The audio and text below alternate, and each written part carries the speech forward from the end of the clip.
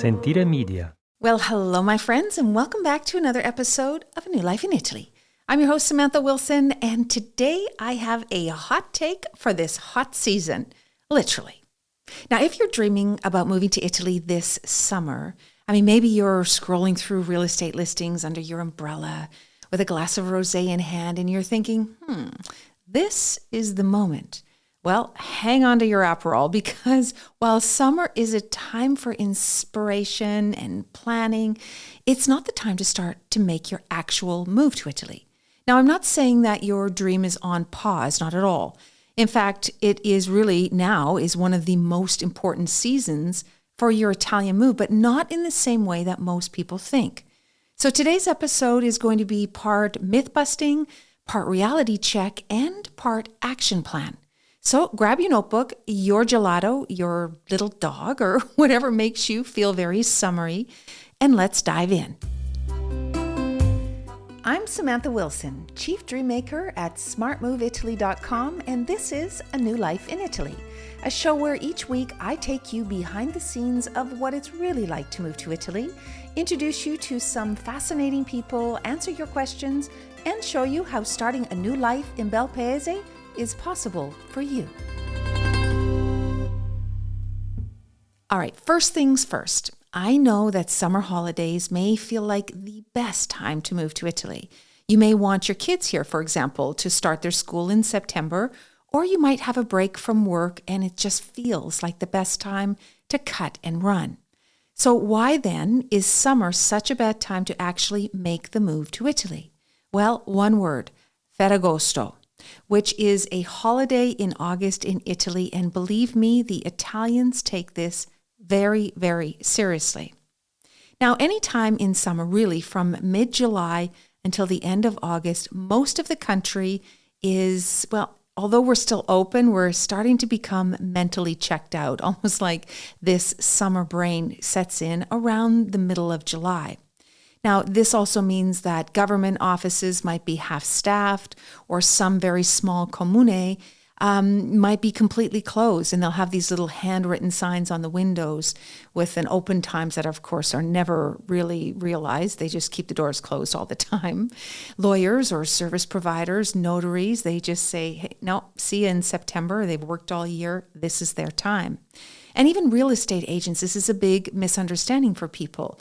Trying to find a property in the summer is a very bad idea, because real estate agents are either on the beach or doing 20 things all at once because maybe half of their colleagues are on the beach or in the mountains. So looking for a rental or a property to buy during the month of August is honestly a complete waste of time. And not just because the agency is all kind of checked out, but so are the owners or the key holders. So just forget it. August is a complete wash for property. In fact, our property division stops from about the 10th-ish of August until the beginning of September, because there's really almost nothing that we can do for you. So let me just tell you a little quick story to really drive this point home. This was a few years ago. I still remember it so clearly. There was this couple, and they were Canadian. They were from Toronto. And they decided to make their move with their kids in the summer break because, of course, they were kids and they wanted them in school. They needed to start in September. And it made the most sense for them to come here in August, at least on paper it did. And their arrival date, unfortunately, was August the 15th, which is actual Ferragosto. This is the day. This is the holiday, and everything wraps around it. And because of this, nothing, and I mean nothing, is more important to Italians in the summertime than the Ferragosto break. Now, typically, it's just, a few days, the 15th for sure, but usually a week or two is what's taken off. But in a lot of times, in a lot of cases, people take several weeks off, sometimes the entire month of August. It's pretty serious here. Now, this family didn't realize that no one would be available. And when I say no one, I mean no one. No one would be available to meet them, even meet them when they had to get into the rental that they had prearranged. So there was nobody there with a key. And luckily they had the WhatsApp number for their agent. So luckily she actually answered the message, and she was able to organize a neighbor that happened to still be around to let them in. Now, there was absolutely nobody there to help them with their permit. The comune was completely understaffed. Well, Actually, I think it was closed and they just pretended to be out for coffee because nothing got done. Wi-Fi was not installed and of course wouldn't be installed until after the holidays. And getting the kids all ready for school for them was really a complete waste of time. So instead, they just gave up and they decided to enjoy the 2 weeks and try very hard not to judge and not to criticize the system here. And they realized that they really should have planned very differently. Now, they heard about August break, but they didn't understand fully how deeply sacred it is and how committed the Italians are to completely turning off and tuning out and disconnecting from everything. Now, in the mindset really is look, we're going for a holiday. I'm going to the sea. I'm going to the mountains. We'll be back in September. If you need us, we're there. If you don't, if you figure it out on your own, you go for it. That's the way it goes. Now, these weren't our clients at the time when they came in, but they were after because we helped fix everything when they were here kind of stranded for a couple of weeks. But just because you shouldn't arrive in August like this couple or this family doesn't mean that there's nothing for you to do in the summer. In fact, summer's the best time to lay the groundwork, to kind of button up those loose ends, to review your plans, and make sure that you're completely ready. Use this downtime to relax and get comfortable with your plans and prepare for the fall. Now, here's 3 things that I recommend every future expat do between June and August. This is if, of course, you're hoping to come in the following year or at the end of that year. Number 1, use the time to start gathering and preparing any documents that you need to have. So think like birth certificates if you have kids, apostille, these are legalization of documents, getting all your income records together, your health records together, your marriage documents.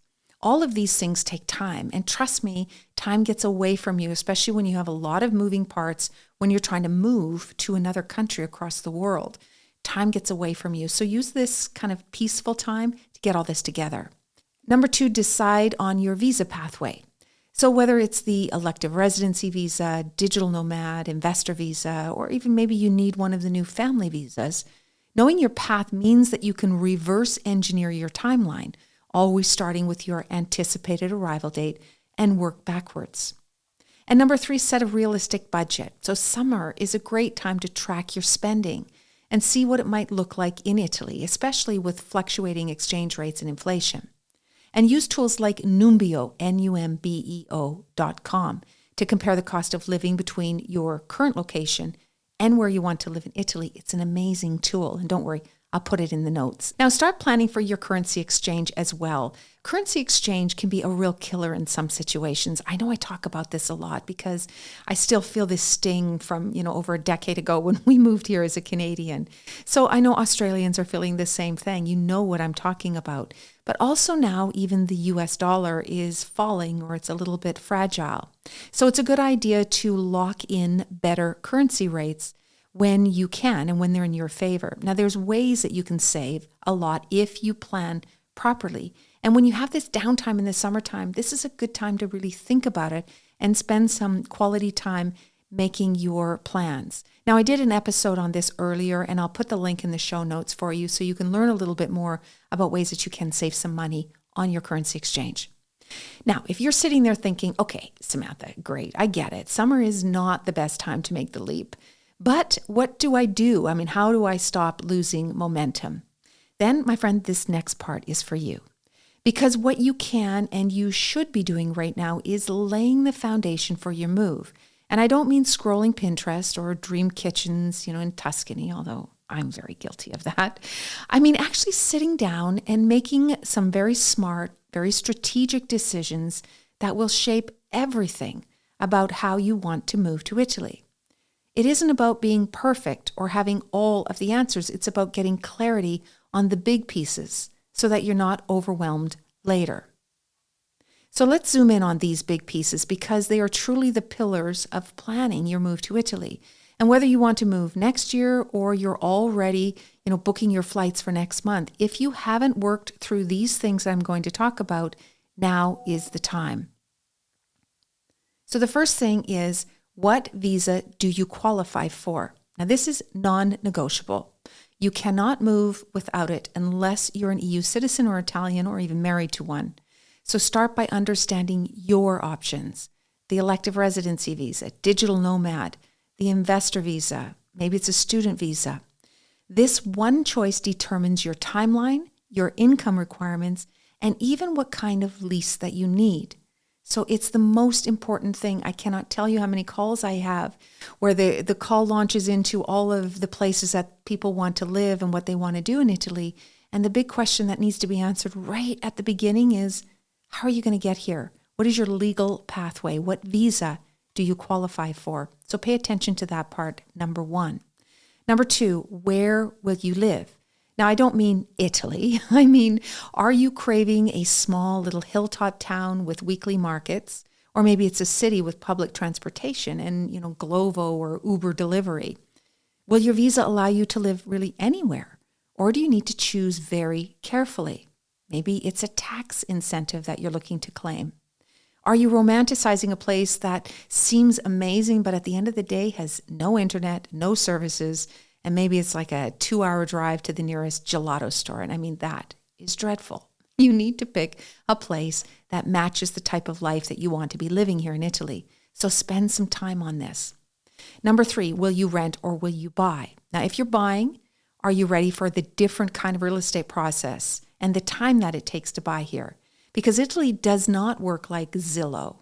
You'll want to think about legal protections, inspections, which let's say are kind of optional here at times, and who's really representing your best interests. So number four, what is your timeline? This is a big one. Do you want to move in 6 months, in a year, yesterday, like most people tell me? Your timeline affects everything. When to apply for your visa, when you give notice on your job or your lease, when to start gathering documents. All of these things all depend on your timeline. Your anticipated arrival date is critical. Now, number five, what is your budget? I mean, really, what is your budget? This isn't just about rent or a mortgage. Think visa fees, translations, international health insurance, flights, storage, consultations, assistance on the ground, shipping, and even surprise costs like the costs of an apostille or a notary or, other little tiny cash things that you have to spend. And don't forget just your life budget, your espresso budget is super important as well. So don't leave that out. Again, use the tool Numbeo to decide what works for you, where you want to live. And number six, are you bringing anyone? Spouse, kids, pets? Every extra heartbeat comes with paperwork. And some visas are very specific. They have specific rules about who can come and when they can come with you, especially if you're not even legally married. You'll want to figure this out early because bringing your partner 2 years later, for some people, is a reality that you have to face. I mean, there's some workarounds, but you have to work through this and time this properly. And finally, number seven, how will you support yourself? Are you retired? Are you a remote worker? Are you an investor? Are you just coming on sabbatical? Italy cares, and your visa depends on proving your income meets the criteria. And if you're working for yourself or bringing a business, there are tax and legal structures to consider too. So spend some time learning about what that will mean for you. Now, remember, we do have tax consultancy, so you can just go to our website and click to book an appointment with our senior commercialista to find out how you sit in that position. Now, here's the thing. If you can answer even half of those things with confidence, you are already way ahead of the game. And if you're still unsure about some of them, well, that's good. That means that you're doing this thoughtfully. Summer is the perfect time to work through this list without any pressure whatsoever. And to make it easier, I've actually turned those 7 things into a little downloadable, it's free, of course, a checklist. It's called the 7 Key Decisions to Plan Your Move to Italy. And I'm going to drop the link in the show notes. So grab it, use it, print it out, tape it to your fridge, whatever you want to do, and talk it through with your spouse or your best friend or your cat. No judgment here. There are choices. These things are all of the choices that will shape your future and your move to Italy. Because the truth is, moving to Italy isn't just one big decision. It's 7 little ones that build your new life here. And this is how you start.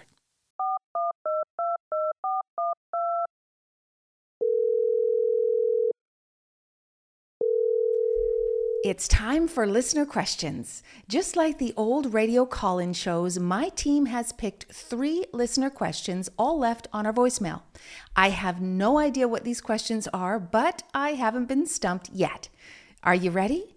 Let's get started. All right, my friends, question time. Let's round it out for these 3 quick listener questions. Number 1, is September really that much better for starting the process? All right. Okay, so I just went through a whole episode in explaining why this summer is not the great time to come to Italy. Yes, September is good, but I want to remind you that it's not just September 1st. It's depends on what day the first Tuesday really lands at the beginning of September.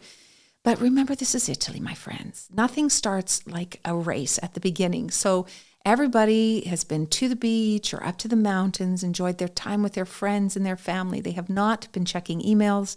They could really have cared less for several weeks. So come September, it's not like doors are open, answer my email that I've been waiting for 3 months or for 3 weeks, sorry.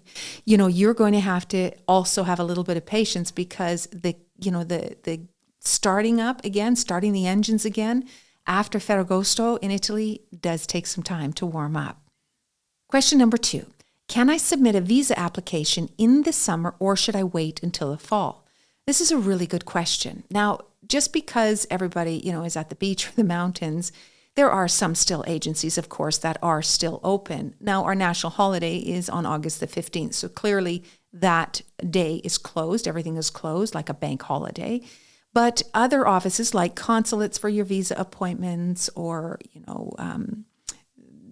Questura here for immigration, things like this will still be open. There will be a reduced workforce, so the appointments might be sporadic and maybe not very fast, or maybe you won't be able to even get one, but it's certainly still possible. So just keep that in mind when you're trying to process some things. What normally would take maybe a week might take 2 or 3 weeks to get through. So factor that into your planning. And question number 3, what if I want to do a scouting trip in the summer? Now, this is a great idea. This is something else you can be doing instead of moving physically in the summer, is use the summer in Italy to come here and decide where it is that you want to live and really sort of finish off that exploratory time of really, is this where you want to live? Now, keep in mind, the summer in Italy is a different animal altogether. If you go to the sea or, anywhere around the water, you will see a lot of people. And it's not just tourists there. These are domestic tourists as well. So all of the Italians are leaving the cities and they're filling up the beaches as well. So what you're feeling in the summertime with masses of people can be super fun and really exciting, but it also can feel a little overwhelming. Regular time I always find to really understand what it's like to live in a place in Italy is to come in the off season, but really importantly to come in the very off season, like February or November, especially if you are thinking to live in a very small town or a town that seems very vibrant in the summer. Go back to those seaside towns in February or November and see if anything is open, if anybody is there. They can be kind of like a ghost town. So yeah, come here in the summer, enjoy your summer on the beach and see what it feels like. And then again, come again. If you're not sure, come again in the off season. Well, that's all for this week's episode. Thank you for listening. If you have any questions about visas, citizenship, property, and really anything about moving to Italy that you would like me to answer in an upcoming episode, please feel free to send us a voicemail at our website at smartmoveitaly.com/podcast, or just click on the links in the show notes. Thanks again for listening, and remember, you can find all of the resources and the links to the people and the places that I mentioned in this episode inside the show notes. Ciao for now.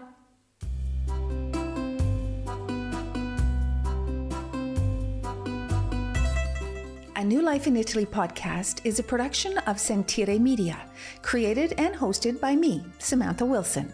Production by London Nero, and with special thanks to Ali Frothingham, Sofia Pisana, and the entire team at Sentire.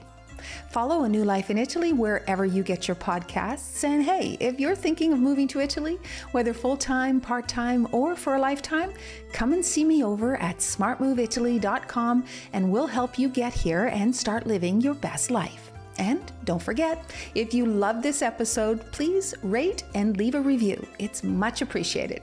I can't wait to meet up with you again next week, same time, same place. Ciao for now.